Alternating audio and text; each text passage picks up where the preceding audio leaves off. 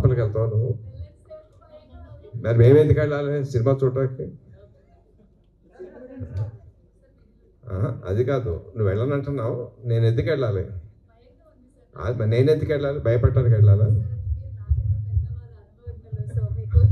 అది కాదు మా ఇంకా గుండె గట్టిగా ఉంటుంది, వయసు పెద్దది, కొంచెం వీక్గా ఉంటుంది. మేము యంగ్స్టర్స్ కాబట్టి మా గుండె గట్టిగా ఉంటుంది, మా గుండె వీక్గా ఉంటుంది. మీరు వెళ్తారా సుధాకర్ గారు? వెళ్తారంట. అది కాదండి, భయం లేదా మీకు? దయ్యం ఉంది లోపల, లోపల దయ్యం ఉంది, కనిపిస్తాం లేదండి?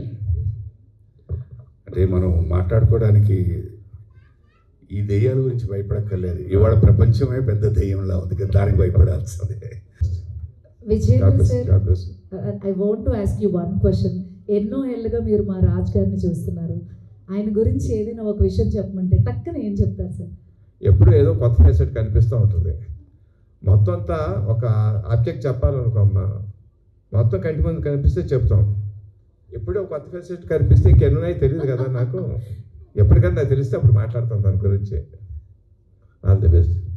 ముఖ్యంగా ఇవాళ ఈ ఈవెంట్ని సక్సెస్ చేయడానికి నా కోసం వచ్చిన విజేంద్ర ప్రసాద్ గారికి, మా గురువు గారికి పాదాభివందనాలు. అండ్ నా కోసం చెన్నై నుంచి వచ్చిన సుధాకర్ గారికి వెరీ థ్యాంక్ యూ. అండ్ అనుకోని అతిథి గారు కేఎల్ ప్రసాద్ గారు, sir you did a great words. నా స్కిన్ పే టెక్నిక్ని మీరు చెప్పారు, అది ఎలా రీచ్ చేయాలో నాకు తెలియదు, బట్ మీరు చెప్పిన ఆ ఎగ్జాంపుల్ కానీ అది కానీ చాలా బాగుంది. Thank you sir. And Vijay Kumar కొండ గారు నాకు ఎప్పటి నుంచో ఫ్రెండ్, థ్యాంక్ యూ సార్. ఒక్కసారి కాల్ చేసినందుకు వెంటనే వచ్చారు, thank you very much. And press media మిత్రులు మీరందరూ కూడా ఎంతో ఓపికగా ఇక్కడికి వచ్చారు, నా కోసం సపోర్ట్ చేయడానికి వచ్చారు. మీ అందరికీ శిరస్సు వంచి నమస్కరిస్తున్నాను. Thank you for coming for this event. ఇప్పుడు ఈ సినిమా గురించి చెప్పాలంటే, ఈ సినిమా ఇది ఒక థాట్తో స్టార్ట్ అయ్యింది. అంటే నా ఫస్ట్ సినిమా యూ అనే సినిమాని 2018లో రిలీజ్ చేశాను. సుబ్రహ్మణ్య దగ్గర చాలా మంచి రోల్ పోయించి ఆ సినిమాలో విలనా హీరో అని తెలియకుండానే ఒక సినిమా చాలా ఇంట్రెస్టింగ్గా వెళ్తుంది. సో ఆ సినిమాలో నాకు చాలామంది చెప్పింది ఏంటంటే, ఒక టైటిల్ యూ అని పెట్టినప్పుడు మాకేం అర్థం కావట్లేదు, దీంట్లో ఏం చెప్పాలనుకుంటున్నాను అని తెలియట్లేదు. ఒక పోస్టర్ చూడగానే సినిమా హాల్లోకి వచ్చేయాలనిపించాలి అనే ఒక దాని నా మీద ఒక ప్రశ్నని, ఒక పజిల్ నా మీద సంధించారు. దానికి జవాబే లోపలికి రా చెప్తా అనే టైటిల్.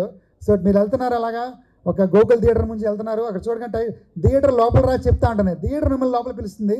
సో నేను చెప్పే కథని థియేటరే అడ్వర్టైజ్ చేయడం అనే ఒక థాట్లోంచి ఈ టైటిల్లోంచి ఒక స్టోరీ స్టార్ట్ అయింది. సో దీన్ని ఒక 2 yearsగా చాలా కష్టపడి నేను, అంటే అన్ని రకాలుగా టెక్నికల్గా నాకు సపోర్ట్లో, అంటే టీం చాలా పెద్ద టీం ఉంది. I want to congratulation, thanks every member. So ముఖ్యంగా నాకు రైట్ హ్యాండ్లో నుంచిన మా రేవంత్ డిఓపి, సో అతను మొత్తం టెక్నికల్గా దీన్ని చాలా సపోర్ట్ చేశాడు. అలాగే పోస్ట్ ప్రొడక్షన్ స్టూడియోస్ మహేష్ నాకు చాలా సపోర్ట్ చేశారు.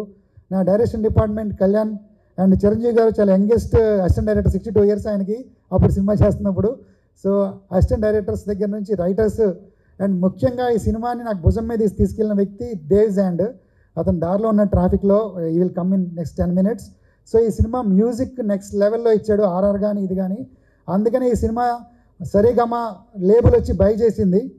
సో సరిగమ లేబుల్ ఒక ఓన్లీ పెద్ద హీరోల సినిమాలు, పెద్ద ప్రొడక్షన్ సినిమాలే బై చేస్తుంది. అలాంటిది మా ఈ యొక్క సినిమాని సరిగమ లేబుల్ కొనటంలో మొదటి సక్సెస్ మేము సాధించాం. సో 3 పాటలు రిలీజ్ అయినాయి, 3 పాటలకి మంచి ఆదరణ వచ్చినాయి, ఇంకో 2 పాటలు రిలీజ్ అవబోతున్నాయి. And thank you for Saregama and Manoj especially for making this happen.